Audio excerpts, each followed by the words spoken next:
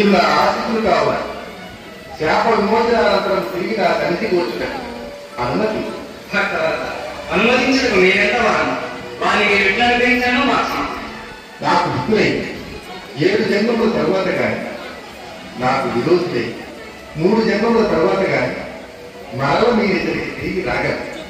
ఇందు మీకేది ఇష్టమో కోరుకోండి. స్వామి, 7 జన్మముల కాలం మీ పాపములకు దూరమై మీకు విరోధమైన సరే సాయి 3 జన్మల శిక్షణ ఇస్తే 3 జన్మల కాలం మీతో విరోధమా? నాకు విరోధులైతే మీరు సర్వదా నన్నే స్మరించుతుండగా మొదటి జన్మమున గిట్టి గర్భమున హిరణ్యకశిప హిరణ్యాక్షులు గను, 2వ జన్మమున రావణ కుంభకర్ణుడు గను, 3వ జన్మమున శిశుపాల దంతభక్తుడు గను భూలోకమున జన్మించి సర్వదా నన్నే స్మరించుతుండట వలన, నా చేతనే భద్రముట వలన ముక్తిని పొంది తిరిగి వైకుంఠము చేరగలరు.